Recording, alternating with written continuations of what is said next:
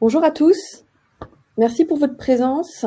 Pourriez-vous nous confirmer dans le chat que vous nous entendez bien et que vous nous voyez bien?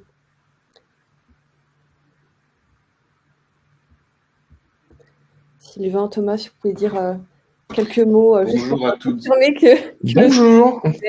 bon, ça a l'air d'être Bonjour à toutes et tous. Merci beaucoup de votre présence. merci à tous. Super. Bon, écoutez, on va démarrer.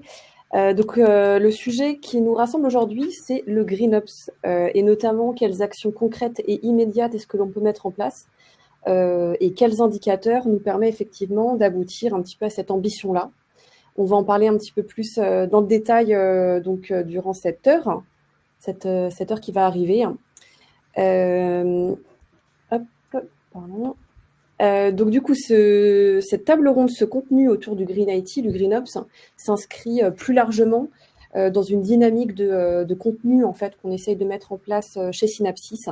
Donc il y a un certain nombre d'articles de blog aujourd'hui qui sont publiés et disponibles sur notre site internet autour justement de toutes ces thématiques et des projets d'infrastructure en général. Également des replays. On organise donc des tables rondes assez régulièrement et tout est disponible sur notre YouTube.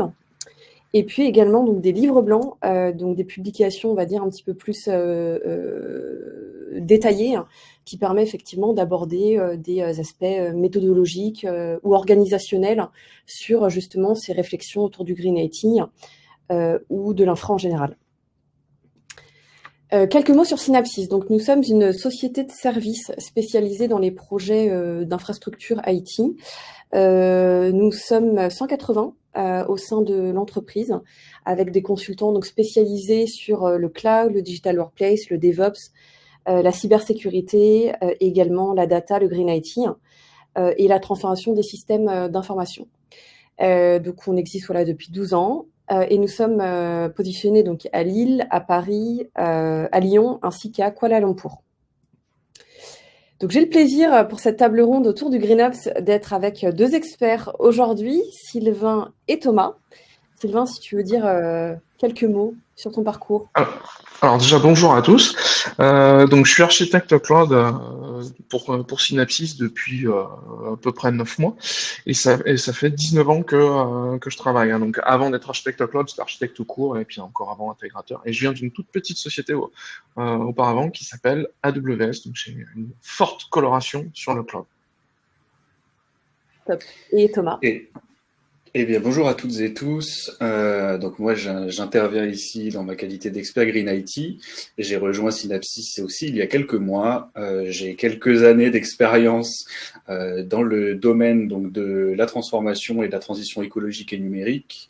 Et j'ai eu l'occasion de travailler en tant que consultant et d'accompagner les organisations sur des mises en place stratégiques, la conduction du changement et la mise en place de stratégies bas carbone, les déploiements opérationnels, et ça depuis les plus petites entreprises jusqu'aujourd'hui aux multinationales. Merci beaucoup. Et moi-même, donc Nathalie Oyos, directrice marketing et communication chez Synapsys. Merci à tous les deux. Effectivement, ça nous semblait important et intéressant de combiner un petit peu vos deux regards, vos deux expertises, l'une côté cloud et l'autre plus orientée chefferie de projet et Green IT, pour apporter des éléments de réponse sur la partie GreenOps. Donc, quelles actions immédiates et quels indicateurs pour quelle ambition? Thomas, est-ce que je peux te laisser contextualiser? Bien sûr, avec grand plaisir. Merci Nathalie. Lorsqu'on va se pencher sur ce sujet du Green IT, forcément, on va revenir un petit peu sur aujourd'hui quel est le contexte autour du Green. Et par Green, on va entendre deux sujets, climat et émissions carbone, que l'on entend régulièrement. On revient forcément depuis l'accord de Paris de 2015 et les orientations que l'on retrouve sur un objectif de limitation des émissions entraînant un climat à 2 degrés, voire essayer de tenir 1,5 degré. Ce qui demande aux territoires et aux organisations d'avoir un pic d'émissions d'ici à 2025. Autrement dit, aujourd'hui en 2024, d'ici à demain. Et un objectif de réduction initiale de 43% à 2030. Aujourd'hui, ça s'est traduit au niveau local. En France, on retrouve, et ça vous n'êtes pas sans savoir, la stratégie nationale bas carbone et les actions derrière de l'ADEME aussi, qui sont là pour donner un cadre local, national et un cadre aussi sectoriel sur le sujet spécifique du numérique et de proposer des stratégies, des scénarios qui vont permettre de se projeter dans un monde à 2050, un monde à 2100, et avec des éléments opérationnels, quel est le numérique qui va porter cette ambition de réduire les émissions et de limiter les émissions pour atteindre 2 degrés. Aujourd'hui, on retrouve aussi, bien entendu, des travaux supplémentaires. On connaît régulièrement les travaux du Shift, qui proposent aussi un plan de transformation de l'économie française et qui viennent documenter des scénarios globaux pour l'intégralité de l'économie, mais aussi des scénarios sectoriels avec des propositions concrètes d'évolution. Et ces objectifs de long terme, ils sont accompagnés d'une certaine pression, puisque l'accord de Paris, que l'on cite un petit peu trop souvent d'ailleurs, eh bien, il est accompagné de certaines étapes. Une étape qui est arrivée cette année, l'étape de 2024, qui était de devoir déclarer l'effort de transparence renforcé, c'est-à-dire que les États doivent cette année déclarer quels sont les efforts qui ont été entrepris et quels sont derrière les actions, les plans de progrès et les effets réels sur leur trajectoire et leur courbe d'émission. C'est aussi d'ailleurs la première année où un État est condamné pour inaction climatique. Et cette pression côté étatique, elle est bien entendu reportée dans nos organisations, et c'est aussi pour ça que nous nous retrouvons aujourd'hui. Et les organisations n'ont pas attendu la pression réglementaire, bien entendu, pour agir. On retrouve des actions spécifiques et des engagements spécifiques climat. On pourra globalement objectiver SBTI aujourd'hui, qui est devenu un incontournable de la mise en adéquation d'une trajectoire carbone avec des objectifs basés sur la science, ce qui était la structure de l'accord de Paris. On peut retrouver des exercices de notation qui ne sont pas que climatiques, qui ne sont pas que sur ce sujet-là, mais qui couvrent aussi cette partie-là, donc que ce soit pour le plus courant que l'on retrouvera EcoVadis ou DJSI, on peut retrouver derrière aussi, bien entendu, le CDP aujourd'hui, avec le traitement des 3 sujets environnementaux, entre autres biodiversité, climat et eau. On retrouve des cadres normatifs qui là viennent peut-être gratter un petit peu plus, GRI, le SASB, qui viennent nous donner des cadres avec des indicateurs et des objectifs et des plans d'action demandés. Donc on rentre dans des éléments qui sont de plus en plus structurants dans l'approche. L'idée étant de ne pas se contenter de ce que l'on nomme assez communément un greenwashing, voire un greenwishing, c'est-à-dire porter des ambitions sans y accorder un plan de moyens, mais de devoir s'accorder sur des indicateurs qui sont communs entre les organisations et donc d'avoir un effort d'uniformité et de comparabilité. C'est ça qui nous amène à cette ambition et cet objectif de 55% de réduction d'émissions à 2030. Vous avez bien entendu que je vous ai parlé de 43%. Globalement, comme nous continuons d'avancer et que le pic ne devrait pas se trouver exactement à 2025, plus l'on retarde à mettre en place des actions, et on reviendra sur cette pression temporelle, plus on va devoir faire un effort important, d'où cet objectif. Et ça se traduit dans une pression légale et réglementaire que l'on connaît. La loi climat et résilience de 2020 à l'échelle française, derrière la loi de réduction des émissions du numérique de 2021, qui s'est accompagnée aussi d'une mission, enfin qui avait une mission au Sénat sur le sujet qui était traité dans la Convention citoyenne sur le climat, qui a aussi une part dans le SNBC. Donc tous ces éléments que l'on retrouve, eh bien, ils viennent mettre cette pression pour donner des objectifs, mais qui vont aussi orienter des plans d'action derrière. Et c'est là où on a cette loi REEN et la loi AGEC. On peut dire que la loi REEN, c'est l'AGEC du numérique d'une certaine manière, qui nous pousse à devoir entraîner des plans d'action. Le Green IT étant une approche de piliers d'action que l'on va devoir mettre en place pour pouvoir répondre à ces enjeux, et qui va en plus se retrouver et se valoriser au sein du reporting des organisations, qui lui aussi prend une pression réglementaire particulièrement importante en cet exercice, en particulier pour les organisations les plus importantes, mais de plus en plus, toutes les entreprises vont devoir répondre et déclarer leurs émissions carbone avec le reporting, enfin, la CSRD et son impact sur le reporting. Donc aujourd'hui, on a cet effet de descente du sujet climatique depuis la stratégie et la gouvernance jusqu'à tous les secteurs opérationnels, quels qu'ils soient, et toutes les fonctions de l'organisation, qui mettent une pression et qui obligent à avoir un abord green, y compris dans l'IT. Tout à fait. Donc, ça nous amène effectivement l'ensemble de ce contexte à se poser la question finalement. Thomas, tu vas compléter, mais toutes les entreprises aujourd'hui ont cette roadmap un peu green, ou du moins ces ambitions, c'est ça. Après, c'est motivé potentiellement par des raisons différentes. selon la nature de C'est l'entreprise, tout à fait ça. l'activité, etc.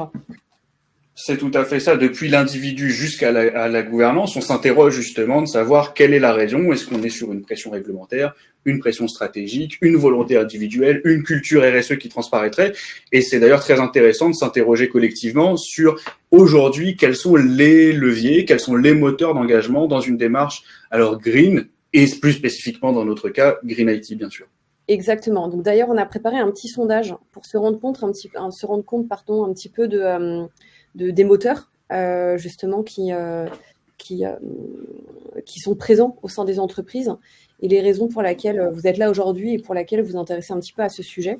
Donc il y a un sondage qui est à l'écran. Je vous laisse une petite minute pour y répondre. C'est en train de se remplir, effectivement, oui. Donc, c'est en train effectivement de se remplir et c'est assez bien. Ok, il y a quand même une réponse effectivement qui est beaucoup plus représentative pour 60% des répondants. C'est la culture RSE au sein de l'entreprise. Et les deux autres raisons qui arrivent, c'est l'image et la réputation. Et ensuite, la pression réglementaire et la valorisation financière. Donc, culture RSE, c'est monté à 50% effectivement. Est-ce que vous voulez commenter, Sylvain, Thomas? La culture RSE dans des entreprises est très prégnante? Oui, j'aurais plutôt laissé Thomas sur la partie RSE. Moi, ce qui va m'intéresser venant de l'IT, c'est plutôt la valorisation financière et puis la pression réglementaire, où Thomas l'a bien rappelé, hein, on a des échéances qui arrivent rapidement.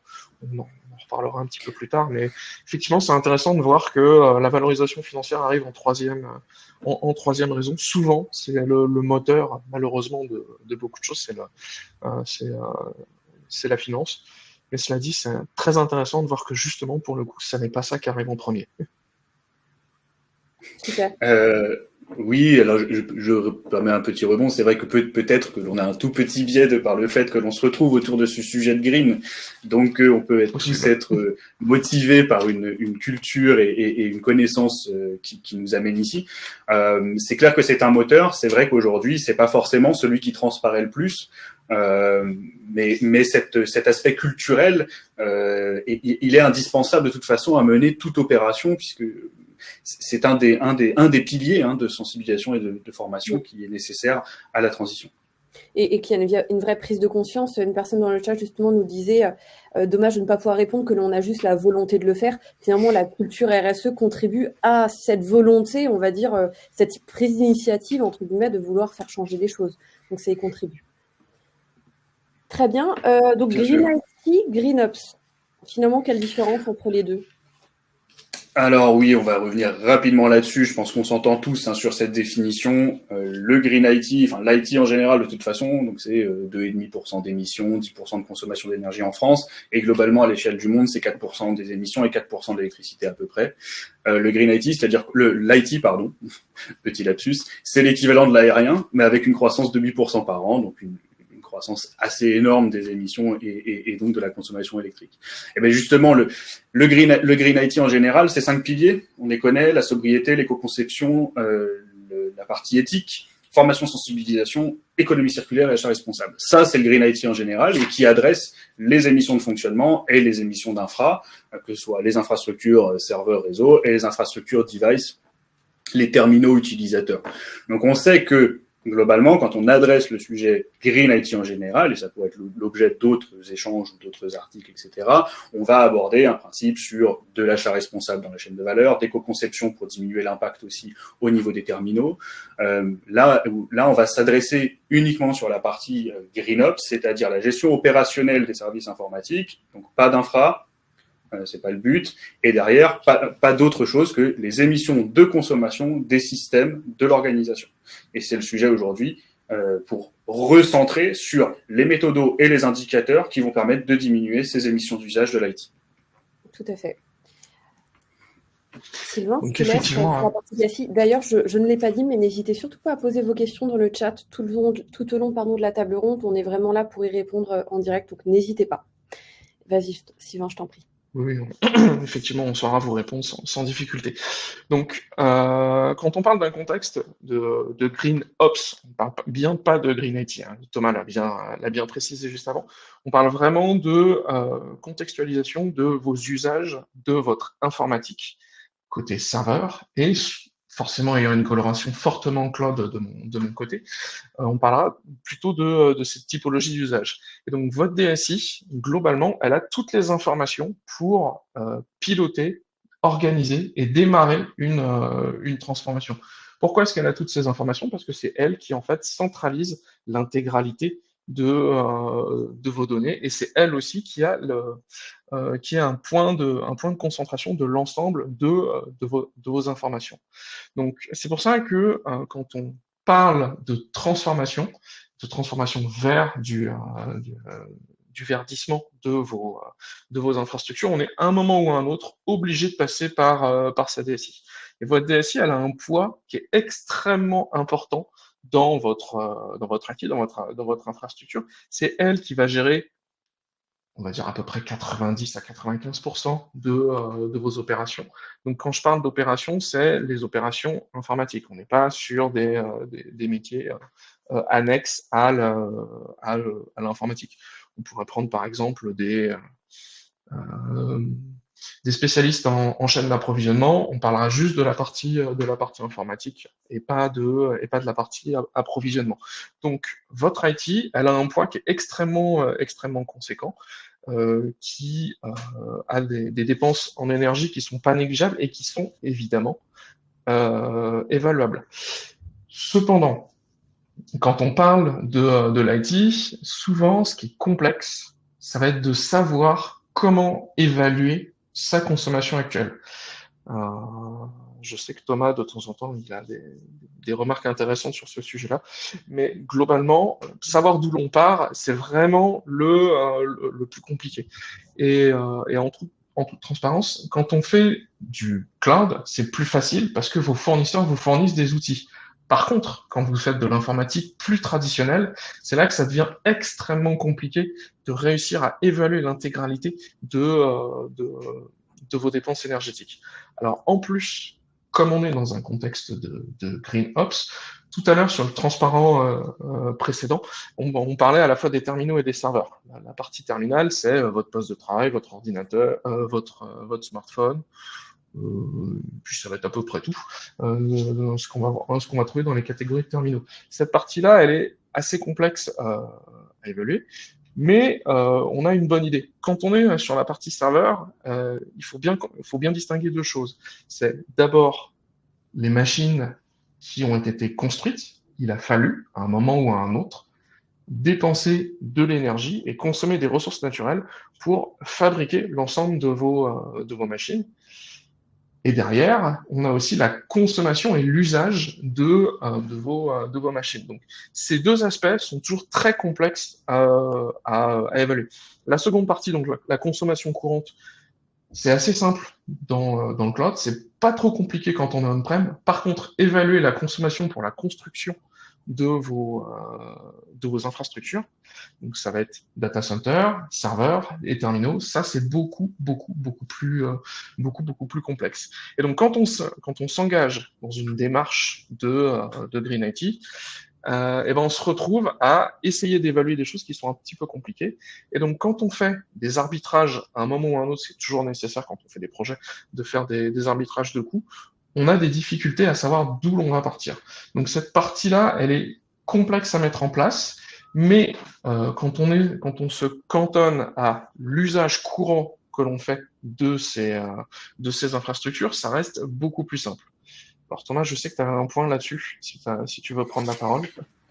Oui, Rapidement. donc très rapidement, c'est simplement que oui, forcément que les consommations d'usage sont quelque chose qu'on peut très facilement obtenir, en particulier dans le cloud. Le cloud a une tendance à totalement masquer les émissions initiales. Et donc après, il est possible de mettre en place des méthodologies pour essayer de rendre opérationnelles les émissions de départ, et donc qui sont des émissions immobilisées. Il y a des méthodes en utilisant des poids carbone, en utilisant une rentabilité carbone sur le long terme. La difficulté, c'est d'obtenir aussi les informations de départ de ce côté-ci sur le cloud provider qui, lui, ne donne pas d'éléments forcément très tangibles sur la composition de ces data centers et les notions d'usage. Alors, je dirais même, au-delà de ne donne pas d'éléments très tangibles, ils ne donnent pas d'éléments tout court parce que c'est du secret industriel et généralement, ils essayent d'éviter de diffuser ce genre d'informations. Cela dit, à un moment ou à un autre, quand quand on s'engage dans une démarche green, on a aussi cette notion d'arbitrage de coût, à savoir, est-ce que à un moment ou à un autre, on va gagner de l'argent ou pas quand on s'engage dans ce genre de démarche. La réalité est que bien souvent, oui, ça va être le cas. On va réussir à économiser de l'argent. Et c'est, comme je l'expliquais tout à l'heure, en réponse au sondage, c'est souvent le moteur principal que moi j'ai vu dans mes expériences passées. Et Thomas l'a bien rappelé, les échéances temporelles sont extrêmement courtes. On parle de 5-6 ans, comme pour mettre en place des stratégies bas carbone. Donc on est vraiment sur des choses qui sont extrêmement courtes, même si à l'échelle de l'informatique, 6 ans, ça peut paraître relativement long. Quand on parle d'organisation, on est vraiment sur quelque chose qui est extrêmement court. Voilà. Et donc, Nathalie, si tu peux passer sur le 30. Merci. Et donc, quand on est sur ces organisations, alors quand on parle de cloud, ce qui est très pratique, c'est que souvent, on fait une transformation de CAPEX vers l'OPEX relativement rapide et c'est vraiment très, très simplifié parce qu'en fait, on transforme quelque chose que l'on a en permanence, donc un investissement, en une dépense type abonnement récurrent. Votre hébergeur cloud, pour ça, il vous permet d'avoir cette vision-là. Et en plus, il vous permet aussi d'avoir non seulement une dépense en termes énergétiques, et aussi en termes de CO2 et évidemment en termes financiers. Par contre, quand on choisit son fournisseur de cloud, il y a un point sur lequel il faut faire extrêmement attention, c'est la typologie d'approvisionnement énergétique utilisée. On pourra citer par exemple les data centers de Facebook aux États-Unis qui sont alimentés par des centrales à charbon.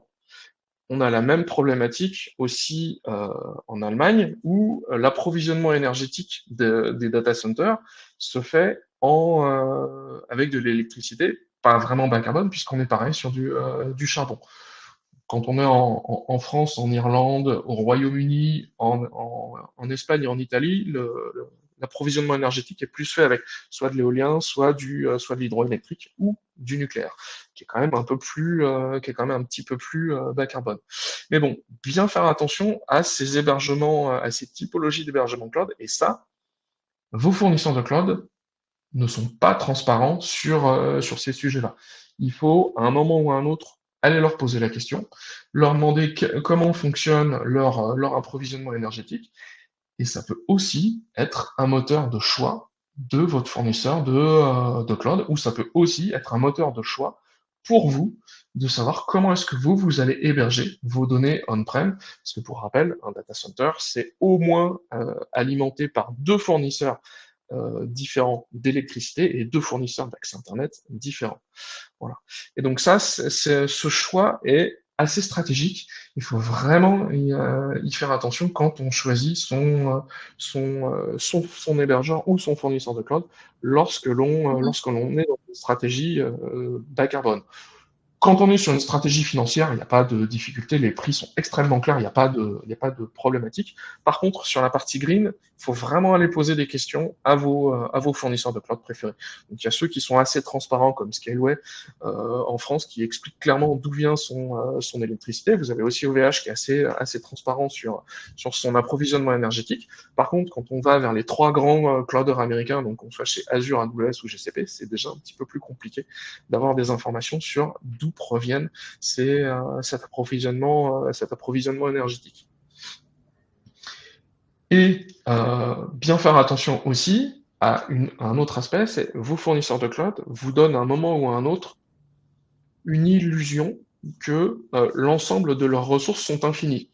C'est évidemment pas vrai. La stratégie de votre fournisseur de cloud, c'est simplement d'être un petit peu en avance sur vous, sur l'usage qu'ont les consommateurs de cloud en termes de capacité. Ils ont quelques semaines, quelques mois ou quelques trimestres d'avance, sur la consommation que vous allez avoir en tant que client de vos fournisseurs de cloud de leurs ressources informatiques. Donc, on revient sur la problématique qui a été soulevée tout à l'heure par Thomas, à savoir l'immobilisation. Une partie des ressources chez vos fournisseurs de cloud est immobilisée et elle est juste éteinte. Et elle a consommé des ressources pour être produite de toute façon.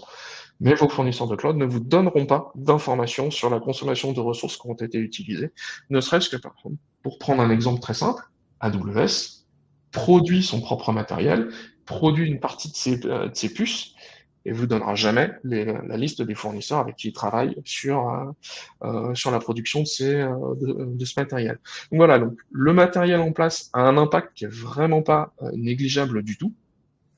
Donc, quand vous concevez vos projets, à un moment ou à un autre, vous devez vous poser la question, quel est mon fournisseur de cloud préféré, pourquoi est-ce que je vais vers lui en termes green. Et donc, il faut lui poser des questions. Et je vous préviens, il vous répondra pas facilement. Il faut vraiment être dur avec eux pour pouvoir avoir des réponses sur comment est-ce que sont construits les matériels, comment est-ce que l'approvisionnement énergétique est-il effectué, quelle est la tendance, etc. C'est vrai que qu'on soit chez Azure, AWS ou Google, on a des annonces green qui sont effectuées, et ne pas oublier que ces annonces sont généralement spécifiques à une région bien particulière. Par exemple, Microsoft qui, pour le refroidissement de ses data centers, met des caissons je crois que c'est la mer Baltique, dans la mer Baltique pour refroidir ces infrastructures informatiques. Ils l'utilisent, ça permet de diminuer effectivement les consommations, mais ça reste un exemple. Voilà. Très bien. Thomas, est-ce que tu veux compléter, notamment peut-être sur de l'éco-conception, une manière de... Alors, oui, je pense que comme un des sujets, c'est les indicateurs. Je pense que Sylvain avait sur le bout de la langue de quand même aborder le sujet du PUE, du Power Unit Efficiency, donc qui va être un indicateur majeur lorsqu'on va se pencher uniquement sur les émissions de consommation. Donc, pour petit rappel, globalement, le PUE, c'est la consommation d'électricité, d'énergie plutôt, qui est dédiée au fonctionnement réel des serveurs par rapport à la consommation totale d'un data center. Puisque le data center, par nature, il en faut un peu partout. Et si vous regardez la cartographie, qu'il fasse chaud ou qu'il fasse froid, il va en falloir. Donc on couvre à peu près toutes les régions du monde. Et un data center, c'est un grand radiateur. Donc forcément que, il va falloir le refroidir et que plus je suis dans une région chaude, plus je vais dépenser d'énergie pour refroidir mes machines. Et que comme la consommation d'énergie a une tendance à produire du CO2, le chien finit par se mordre la queue et que nous produisons du refroidissement dans un monde qui se réchauffe. Alors c'est un point à avoir, c'est un indicateur qu'il est nécessaire d'aller demander. Aujourd'hui, on peut aller régionaliser, sélectionner, demander. Alors on revient sur cette démarche et j'appuie. La démarche première de l'éco-conception, c'est effectuer une cartographie des flux, comprendre partout comment fonctionne aujourd'hui mon infrastructure, comment je peux produire mes services IT. Et ensuite, même si je n'ai pas l'information, je dois le représenter. Je ne dois pas omettre ce que je ne peux pas savoir ou je ne dois pas omettre ce que j'ai du mal à savoir. Et c'est une règle d'or qu'il faut mettre en place dans tout projet, de toute façon green, et encore plus GreenOps. Parce que si je sais que je n'ai pas l'information, mais qu'elle me paraît importante, parce que nous sommes aussi spécialistes IT, alors je vais aller interroger mon cloud provider. Est-ce qu'aujourd'hui, ça ne peut pas être un critère pour un refus de cloud provider? La réponse est si, et on rejoint un des sujets qui est l'achat responsable. Je peux aujourd'hui porter le fait que si un cloud provider ne me fournit pas les informations que je souhaite, alors je ne fais pas appel à lui. Je sors du monde des bisounours de minutes. La problématique de cela, c'est qu'aujourd'hui, les cloud providers les plus importants, on les connaît, entre Amazon, AWS, Microsoft et Google. Si vous choisissez de ne pas passer par eux, c'est vrai que l'on s'enlève quand même les plus grosses machines, la plus grosse puissance et tout ce qui peut être disponible en termes d'innovation. Mais si l'on continue de faire appel à eux sans aller les titiller et leur demander aujourd'hui des comptes, en particulier sur en effet, les infrastructures de départ, la fourniture d'énergie, où aujourd'hui un cloud provider va être obligé de produire son énergie, derrière sa politique de renouvellement des serveurs, sa politique de fin de vie des machines, sa politique de réparabilité, qui sont tout ce que vous mettez en place en interne lorsque vous choisissez d'adopter une démarche Green IT, eh bien ça, il faut qu'on ait un report sur le cloud provider. et je pousse jusqu'au bout, derrière, ça a une influence sur les services que je vais proposer. Il est clairement nécessaire dans une approche de sobriété de penser à redimensionner à la baisse nos services et nos infrastructures, puisque ça ne nous permet pas de produire le monde de demain que l'on souhaite avec cette trajectoire et cette ambition et ces stratégies pour réduire à moins de 2 degrés les émissions et l'augmentation des températures. Pardon. Et donc, eh bien, ça passe par les cloud providers, on va devoir le faire, et peut-être aussi se poser la première question du GreenOps, du Green IT, et en réalité de l'IT. Lorsqu'un service ou un projet doit être lancé, dois-je ou non le mettre en place? Et ensuite, je peux voir ma chaîne de valeur et potentiellement, si j'ai une surdépendance à un cloud provider ou un service qui va être extrêmement énergivore et qui va en plus m'entraîner des émissions que je ne maîtrise pas, que je ne contrôle pas, puisque je les externalise, alors il est tout à fait question de refuser de mettre en place des process qui vont finalement avoir un impact extrêmement négatif et en plus difficilement calculable, objectivable et sur lesquels on n'a plus d'effet. Ok, merci pour ces compléments. Oui, Sylvain, je t'en prie. J'allais dire, mais pour parler process, on peut passer au slide suivant. Exactement, la méthodologie. Exactement, donc la méthodologie, alors c'est une méthodologie, une méthodologie qui est en cycle. Donc ça a une importance non négligeable le fait qu'elle soit en cycle parce que ça veut dire que on va être itératif et petit à petit on va améliorer les choses. On va commencer par les gros cailloux, là, les grosses dépenses de CO2, et puis petit à petit, on va être de plus en plus fin. Donc c'est une méthodologie qui ressemble énormément à ce que l'on peut faire pour des projets qui sont assez classiques, mais elle a le mérite d'être en place. Donc en général, pour ma part, quand je faisais des projets qui soient GreenOps ou FinOps, c'est à peu de choses près la même méthodologie qui est utilisée. Je commençais toujours par l'évaluation.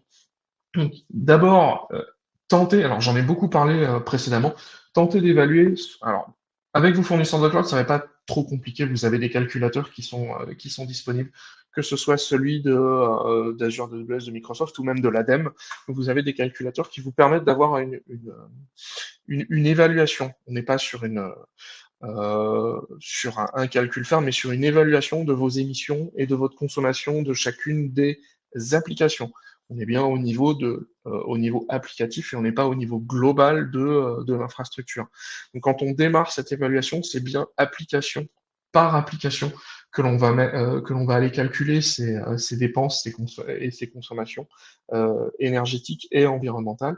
Et donc ça vous permet d'avoir une granularité à l'application. J'insiste beaucoup sur cette granularité-là parce que c'est assez pratique, à un moment ou à un autre, de savoir quelles sont vos ressources et vos applicatifs qui consomment énormément de ressources. Et souvent, on peut avoir des surprises, par exemple une application que l'on pensait toute petite qui finalement l'est pas du tout, parce qu'elle a nécessité derrière des aspects de sécurité ou autres, ou de résilience qui font qu'on a doublé, voire quadruplé la consommation. Une fois qu'on a mis en place cette typologie d'évaluation, on va aller vérifier la consommation. Donc pour vérifier ces consommations, on va mettre en place, alors ça c'est très spécifique au cloud, c'est l'usage de tags et d'outils natifs au cloud, parce que quand on met des tags, ça vous permet derrière de pouvoir regrouper vos infrastructures et donc derrière de savoir, et donc in fine, savoir quelle va être la consommation exacte de votre application. Et une fois que donc cette politique de tag a été mise en place, on va exporter les données de consommation réelle. Cet export, il a l'intérêt de pouvoir vous donner non plus une évaluation, mais la consommation réelle à un instant T. Chez les fournisseurs de cloud, l'export, il est à la granularité à l'heure, ce qui est plutôt pratique. Et une fois que vous avez exporté vos données, vous pouvez les intégrer dans n'importe quel outil qui va vous permettre de rendre compte de votre consommation. L'avantage d'avoir cet export, c'est que vous n'avez pas un export en euros, en CO2 ou en quoi que ce soit d'autre, vous l'avez en temps. C'est-à-dire que vous savez exactement quel service est utilisé, pendant combien de temps, et donc à chaque service, on sait à évaluer exactement la consommation énergétique qui va être associée. Et là, on revient sur le point de Thomas, c'est-à-dire que on ne calcule pas les immobilisations, on ne calcule que la consommation courantes. Et c'est évidemment un point qui peut être problématique, mais qui reste tout de même important, à savoir de calculer votre consommation courante. Une fois qu'on a mis en place ces rapports, ces exports réguliers de rapports, on va monitorer. Alors pour monitorer, on peut se créer des alertes, qu'elles soient automatiques ou pas. On peut se créer des alertes et donc avoir un indicateur qui vous répond régulièrement en vous disant attention, on a dépassé tel seuil de consommation et ce seuil-là, il va être ou ce seuil-là va être atteint dans pas très très longtemps. Donc ça vous permet aussi de voir quelles sont les applications qui vont consommer ou qui risquent d'atteindre des seuils que vous aurez choisi de mettre en place. Donc vraiment, ces alertes, ça fait partie des choses qui sont très, très, très importantes et elles sont à partager avec l'ensemble de vos équipes projets, l'ensemble de vos équipes applicatives, pour que tout le monde soit au courant de la règle du jeu. Je vois qu'il y a des questions peut-être. Oui, tout à fait. Je voulais attendre que tu aies terminé peut-être ta démarche pour ne pas couper en plein milieu. Ok, très bien. Ok. Je vais On va continuer. la question juste après. C'est sur ce que tu disais tout à l'heure. Vas-y. Ok. Une fois qu'on a mis à monitorer, alors vos fournisseurs de cloud, comme on permet un export, vous pouvez aussi mettre en place des tableaux de bord. Ces tableaux de bord, ils vous permettent de visualiser l'intégralité de votre consommation. Ils sont extrêmement utiles parce que, comme je le disais tout à l'heure, ils permettent de voir la consommation et à vous d'ajouter derrière la règle du jeu par-dessus. C'est-à-dire que vous définissez les seuils de consommation maximum pour telle typologie de service et derrière, ça vous permet de voir que telle ou telle application ou telle équipe applicative a atteint ou pas les seuils de consommation qui ont été définis. Et donc cette règle du jeu, elle est transparente. Quand on met en place ces méthodologies GreenOps, une règle importante, c'est justement de partager les règles et d'avoir une transparence pour que les gens comprennent pourquoi et comment est-ce qu'on met en place ces règles. Voilà. Et une fois que l'on a mis en place ces tableaux de bord, on va déployer les optimisations au fur et à mesure que l'on peut effectuer. Et on repart sur une boucle d'évaluation pour redémarrer vers quels sont les morceaux d'applications qui peuvent consommer beaucoup, et on est reparti dans un cycle. Donc, ce cycle-là, il est important parce qu'il vous permet justement d'affiner, ce que je disais tout à l'heure, d'affiner au fur et à mesure l'ensemble de vos indicateurs. Et vos indicateurs, ils sont tous rassemblés dans vos tableaux de bord qui permettent la visualisation de l'ensemble de vos données de consommation. Très bien, merci beaucoup. Avant de passer aux bonnes pratiques, il y a une question effectivement sur ce que tu disais tout à l'heure, Sylvain, sur la partie cloud. Alors, je vais la lire et je vous laisserai voir comment vous l'appréhendez. Donc, effectivement, pour insister sur les questions autour des fournisseurs cloud, sur la provenance de leur énergie, ainsi que sur la quantité, dans votre discours, on a l'impression que de toute manière, leur réponse ne sera pas utilisable, pas hiérarchisable sur une échelle green. Est-ce que vous avez des exemples concrets ? Alors, quand on pose des questions à ces fournisseurs de cloud, ils vont pas vous donner exactement quelle est la centrale électrique qui l'approvisionne en énergie. Par contre, ils peuvent vous donner leur mix énergétique. C'est-à-dire qu'ils vont vous expliquer qu'on a telle quantité d'électricité bas carbone, on a telle quantité d'électricité provenant des éoliennes, telle quantité provenant des usines hydroélectriques, et telle quantité venant du nucléaire, et telle quantité venant du charbon. Ça va être essentiellement les points principaux que l'on va avoir avec eux. Ils peuvent détailler ce mix énergétique. Par contre, ils vous donneront jamais le détail exact de qui fournit quoi et à quel moment. Par exemple, ils vous donneront pas quel est le circuit principal électrique et quel est le circuit de secours électrique. Ça, vous aurez pas ce genre d'informations. Mais avoir ces informations sur le mix énergétique fourni par vos fournisseurs de cloud permet d'avoir une idée de la manière dont ils sont approvisionnés en énergie et aussi de savoir s'ils sont verts ou pas. Et en Europe, ça l'est beaucoup plus qu'en Amérique du Nord. Ok, très bien. Merci. J'espère que c'était clair. En tout cas, n'hésitez pas à reposer les questions ou à reformuler si vous avez besoin d'un peu plus de précision. Et puis voilà, de façon générale, n'hésitez pas à poser des questions, quelles qu'elles soient, pour qu'on puisse y répondre. Des prérequis avant de se lancer. Thomas, je te laisse prendre la main. Alors, oui. Je me permets une petite réaction sur la question. En fait, on n'a pas dit qu'on ne prenait pas les réponses données par un cloud provider comme étant bonnes, mais si je le concrétise très concrètement, si je passe d'un service sur mon propre serveur et que je passe dans le cloud, j'étais capable d'interroger mon fournisseur sur les émissions de fabrication du serveur, j'étais capable d'évaluer aussi les émissions d'utilisation, mais quand je vais passer dans le cloud, ce que me donne le cloud provider, c'est les émissions de fonctionnement. Les émissions de fabrication, je les ai pas, j'ai pas l'ensemble. Et on dit pas, oh là là, tout est faux. On dit, si vous vous contentez de ça, vous venez d'externaliser des émissions qui sont toujours dues à notre fonctionnement, au fonctionnement du service. Donc finalement, c'est de dire, dans une démarche itérative, eh bien, on va prendre ces informations, mais on ira demander pour avoir des informations sur, OK, très bien, où sont vos serveurs, comment vous les avez construits, depuis quand, quelles sont les machines, quelle est la vitesse de renouvellement, et ainsi de suite. Donc ça revient d'ailleurs sur un alignement d'une vision et d'objectifs stratégiques, c'est le fait de dire, comment est-ce que moi, dans mon organisation, je considère aujourd'hui le green, et il n'y a pas, d'ailleurs, je vais vous dire, il n'y a même pas d'échelle du green, il y a une échelle stratégique qui met dedans de qui des RH, de qui de la finance, de qui du green. Et il faut qu'on arrive à trouver un équilibre parce qu'on peut faire aujourd'hui une transition pour des raisons qui peuvent être de fonctionnement, qui peuvent être financières. Et comment est-ce qu'on va inclure aujourd'hui des objectifs stratégiques green? Comment est-ce qu'on va inclure aussi des objectifs individuels green ou de services green à une performance aujourd'hui environnementale et carbone qu'on va pouvoir défendre. Alors si je prends un tout petit peu, je m'éloigne de ce scope, je prends le scope green en général, on dit responsable en France, il y a du green, il y a de l'environnemental, il y a aussi du social sur l'impact de l'IT sur les sociétés et sur les humains. Donc, on a aussi ces objectifs qu'on peut porter. Le sponsorship, il est indispensable parce que si on arrive en tant qu'IT, ou qu'on arrive juste en tant que, alors pour le green dans les entreprises, en tant que n'importe quelle position relative à la RSE, eh bien, il va falloir qu'on ait un support de la gouvernance, que ce soit porté au sein de l'entreprise comme étant légitime et stratégique et critique. Donc, il va falloir ça et qu'on puisse se sponsoriser aussi, justement, parce que comment je mets en place une politique achat, il va falloir que je m'appuie sur, justement, est-ce que j'ai les bons collaborateurs? Je vais toquer à la porte des RH. Est-ce que j'ai les bonnes politiques achats? Et je vais aller voir ma DAF et ainsi de suite. Et donc, c'est cet élément qui va dire comment est-ce qu'on met en place, et je reprends au titre de l'existant, cartographie des flux physiques. Comment est-ce que je fais une cartographie des flux physiques? Je compte tout ce dont mon organisation est dépendante. Pas ce dont je suis moi-même responsable, tout ce dont je dépends. Et donc, exemple que l'on prend souvent, le producteur de plateaux repas pour de l'aviation, il considère les émissions de l'aviation. Et si on ne le considère pas, on ne changera pas.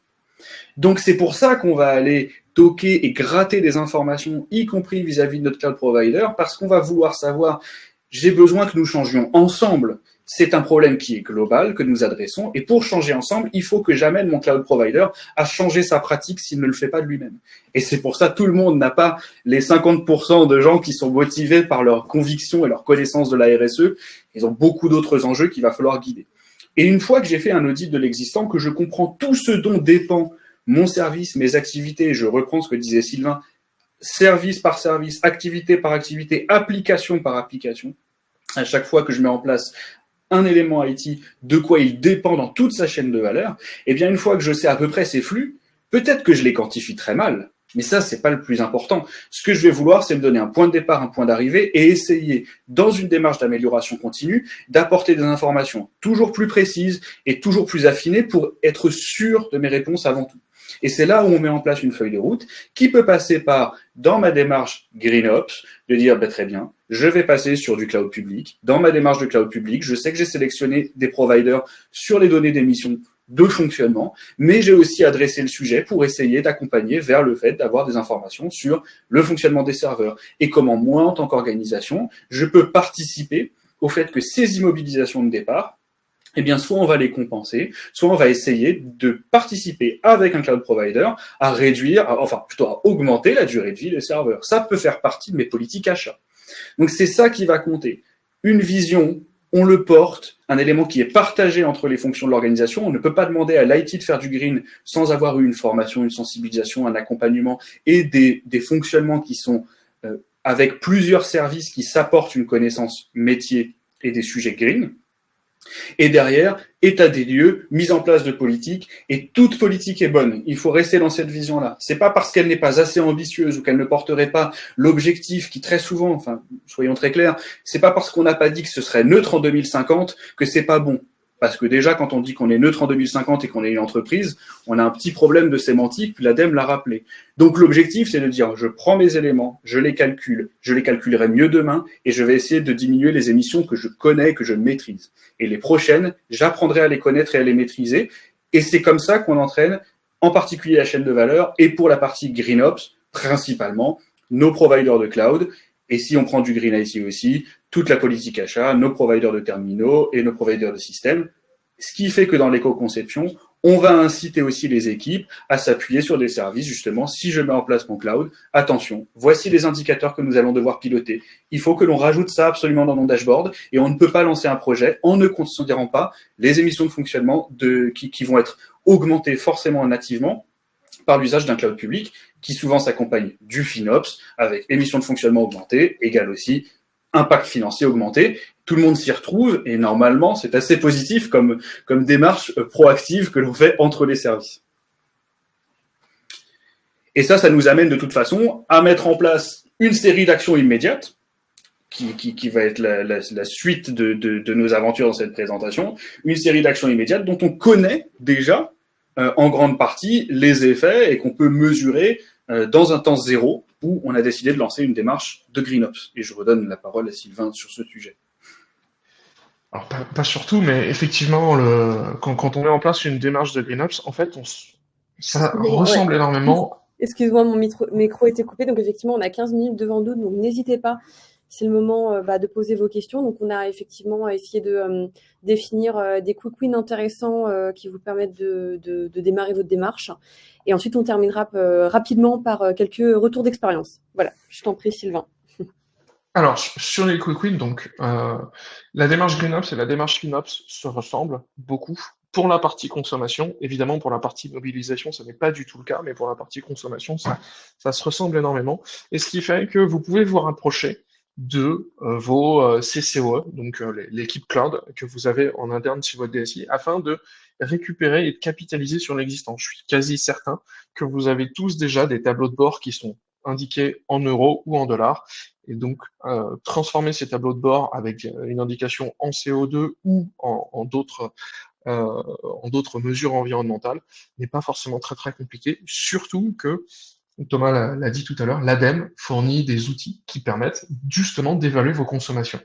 Et ça, c'est assez utile. Comme ça, vous avez vos tableaux de bord qui se ressemblent, qu'on soit côté FinOps ou côté GreenOps, et vous avez la même typologie d'indicateurs. La démarche que j'avais indiquée tout à l'heure ressemble énormément aussi à la partie GreenOps. Et une fois que vous avez quand vous avez ces indicateurs, vous pouvez aller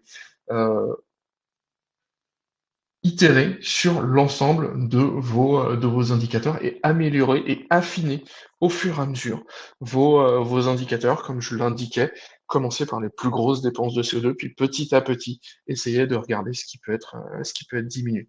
Et pour ça, on va aller former quelques évangélistes, et je vais passer la main à Thomas sur les quick wins. Oui, alors ce sujet d'évangélisation est un sujet clé de toute façon, qui est presque un préalable à toute démarche green en général.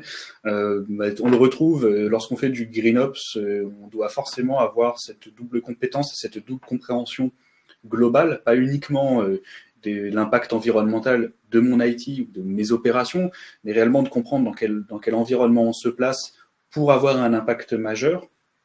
On garde ces exemples que l'IT, très souvent, c'est la goutte d'eau, comme quand on regarde la France, c'est la goutte d'eau à l'échelle du monde. La problématique, c'est que on est tellement dans un système qui est interdépendant que l'IT ne peut pas se contenter de dire comme j'émets peu, j'objective peu. Et ça va être un moteur premier pour essayer de diminuer les émissions parce qu'il y a un regard. D'ailleurs, par exemple, sur toutes les démarches itératives, l'IT, ça fait très longtemps qu'on a des démarches agiles et itératives dans l'IT qui ont été transformées, qui ont accompagné aussi dans différentes fonctions. Donc l'idée, c'est l'évangéliste, mot relativement à la mode il y a quelques années, c'est de faire infuser ces sujets IT, de créer, quand on reprenait sur les CCOE aujourd'hui, d'introduire les notions et les compétences et les connaissances green dans les CCOE pour qu'on ait aujourd'hui un pilier, logiquement, sécurité, oui, chefferie de projet, très bien, de l'IT, technique, c'est aussi magnifique, de la finance, on l'a fait rentrer, mais d'avoir aussi cet éclairage green pour apporter des critères de choix et des indicateurs. Les objectifs, aujourd'hui, quand on parle d'objectifs faciles à atteindre, c'est déjà des objectifs que l'on peut atteindre. Très souvent, on a une tendance à positionner un objectif, puis un plan d'action, et après on met le plan d'action qui va bien. On rappellera que pour les premières fois, pour les entreprises engagées dans une stratégie bas carbone SBTI, on commence à avoir une pratique que je trouve très positive à titre très personnel, de name and shame. Si l'on prend des objectifs que l'on ne peut pas atteindre, eh bien très bien. Mais il va falloir qu'on réponde de cela aujourd'hui, puisque l'idée, c'est que c'est là où est l'importance de l'évangéliste et de la formation, c'est que c'est bien un expert IT qui va porter le sujet Green IT, qui aura été formé, mais pour ne pas juste positionner des objectifs green, parce que c'est là où, honnêtement, l'audit est vite fait, et vous prenez l'objectif global, allez, moins 55, et puis je le mets un petit peu partout, mais la question, c'est est-ce que c'est déjà faisable et atteignable? C'est pour ça, d'ailleurs, que le fait de s'appuyer aujourd'hui sur un audit et une expertise tierce, ça permet d'apporter ce supplément de compétences que l'on ne peut pas forcément internaliser d'ailleurs, et puis d'avoir un regard quand même neutre sur nos propres activités et amener à se poser des questions de fonctionnement que l'on n'aurait pas parce que par nature, on gère de l'opérationnel. Et ces objectifs green, ils ont une pression temporelle très forte, mais ils ont un échéancier qui, logiquement, les points de passage 2030-2050, c'est très compliqué aujourd'hui de se positionner face à cela, mais c'est nécessaire, mais pour autant, il faut changer les choses maintenant. Je répète que l'objectif de pic carbone 2025, c'est-à-dire après-demain. Et c'est là où le Green by Design, qu'est-ce que ça veut dire au-delà d'un objet très marketing d'ailleurs? Ça n'est pas qu'une étiquette qu'on pose sur notre pot de moutarde. Le Green by Design, c'est de considérer que je dois pouvoir mettre en place dans toute démarche de conception et de réalisation de projet, des critères, si possible, punitifs de sélection green, des objectifs qui peuvent être, est-ce que vous avez ne serait-ce que pris des objectifs environnementaux pour les providers, mais qui peuvent être aussi clairement de dire, moi j'ai décidé d'avoir une trajectoire qui me dit moins 20% d'émissions en 2026, vous êtes à moins 12, ça ne me suffit pas. Et c'est là où ça va être nécessaire et que c'est important en tant qu'entreprise cliente au vu de l'impact et du flux financier entre les organisations, de pouvoir porter ce sujet et objectiver vis-à-vis des providers en ayant des exigences et pas seulement des objectifs. C'est l'élément qui va être prioritaire pour pouvoir porter ça sur l'ensemble de la chaîne de valeur, puisqu'on a une dépendance globalement à nos providers, et c'est ce qui nous permet d'avoir le Green by Design, et derrière d'avoir une démarche sûrement positive de la part du provider, qui doit revenir challenger nous-mêmes dans nos activités en disant très bien, pour atteindre ces objectifs-là, on ne peut pas, en termes d'infra, avec ce que vous leur demandez. C'est cet échange qui doit se faire entre les fonctions et entre les acteurs de la chaîne de valeur, qui revient aussi à pouvoir avoir un dialogue le plus transparent possible, que ce soit avec nos cloud providers, que ce soit avec les différents services, et de se désiloiser au maximum au sein de l'organisation. Et ça, c'est ce qu'on va retrouver d'ailleurs dans quelques cas pratiques qu'on peut montrer d'efficacité du GreenOps, de la démarche, et puis de cette capacité à aller se répandre au sein des activités, donc avoir des effets d'impact bien supérieurs à uniquement au périmètre IT. Et donc, pour continuer effectivement sur les retours d'expérience, on pourra citer par exemple un grand acteur du transport ferroviaire en France qui a mis en place, alors uniquement pour ces nouveaux projets, hein, par contre pas pour les projets déjà en place, pour ces nouveaux projets, ils vont s'appuyer sur leur méthode de développement. Alors ils font de l'agile, ça c'est un grand classique, ils sont organisés en Scrum pour ceux à qui ça parle, et donc ils ont un objectif qui est à la fois FinOps et GreenOps de réduction de coûts de leurs infrastructures. Alors le coût, ça va être en euros et ça va être aussi en dépenses CO2. Et donc tous leurs nouveaux projets, l'objectif c'était de dépenser 20% de moins en termes de CO2 et pareil en termes d'argent. Et ils ont atteint cet objectif pour l'ensemble de leurs nouveaux projets, je dis bien seulement pour les nouveaux projets, et donc ils réduisent leurs factures chez les fournisseurs de cloud en termes d'euros, et aussi leur empreinte carbone globale au sein en France. Et donc ce grand acteur a réussi à réduire ce genre de coût. Alors en termes de kilos de CO2, je ne sais pas quel est l'équivalent, mais par contre en termes d'euros, ils ont réussi à diminuer de plus de 100 000 euros annuels leurs dépenses en IT pour les nouveaux projets. C'est quand même pas négligeable quand on part d'une facture qui est quand même très très très très élevée. Voilà. Je vais laisser Thomas pour le Merci, retour Thomas, d'expérience partager suivant. notre retour d'expérience. Oui, bien sûr. Donc là, on va partir dans un environnement totalement différent, sur un environnement bancaire. Donc on a une mise en place de démarche, entre autres GreenOps, Green IT avec un portage GreenOps, qui est piloté à l'origine dans une optique aussi de le lier à la formation et au recrutement. Donc là, on repart sur un sujet. Alors je sais qu'il y a ces valeurs donc vertes, RSE. Là, on est aussi sur le fait d'avoir une valeur en termes d'image et réputation, qui est un sujet qui est remonté. En tant que marque employeur, pour une banque, c'est critique d'avoir des talents qui soient sur des sujets de compétences très spécifiques, mais en plus qui incluaient cette notion de green. Donc, c'était à la fois à travers tout un plan de formation qui est passé en MOOC public, qui est diffusé, qui n'importe qui peut retrouver sur Internet aujourd'hui, lié à leur site et à la partie recrutement. Et c'était lié aussi à un challenge de code avec un objectif de réduction des émissions de code. Donc là, on était sur mise en place de bonnes pratiques des conceptions dans le code. Et donc, en plus de sélection applicative, puisqu'il fallait forcément aujourd'hui faire une sélection dans les éléments à mettre en place, parce qu'avec un cahier des charges trop chargé, on obtient des émissions très lourdes. Et donc, on a cet objectif qui est atteint globalement, c'est un recrutement plus spécifique avec des sujets, des nouveaux collaborateurs qui ont une appétence sur les sujets green en plus, qui sont déjà des futurs évangélistes, une amélioration d'image de marque et de réputation, et en plus, un petit aspect un peu ludique, donc sur la partie formation, qui donne une meilleure acceptabilité aussi du sujet green à l'interne et qui valorise aussi le pôle IT qui n'est pas forcément toujours vecteur de la meilleure image de marque. Eh bien, ils ont réussi à se positionner dans une banque comme un levier de valorisation, d'image, de répute et en plus d'impact carbone, ce qui fait qu'on lie l'utile à l'agréable globalement sur une opération de ce type. Merci beaucoup. Merci à tous les deux vraiment pour cette présentation, enfin pour ces retours d'expérience et de façon générale sur toute la présentation que vous venez de faire autour des bonnes pratiques, de la méthodologie, etc. J'espère que c'était clair. N'hésitez surtout pas à nous solliciter si vous avez la moindre question, si vous voulez justement aller un petit peu plus loin dans les retours d'expérience qu'on peut avoir ou sur des situations spécifiques en fait à votre organisation. On est là également pour y répondre. Merci Sylvain et merci Thomas. Vraiment, c'était Merci beaucoup. Une très bonne table ronde. Merci à tous, je vous souhaite une très bonne journée. Au revoir. Merci, au revoir. Bonne journée à tous.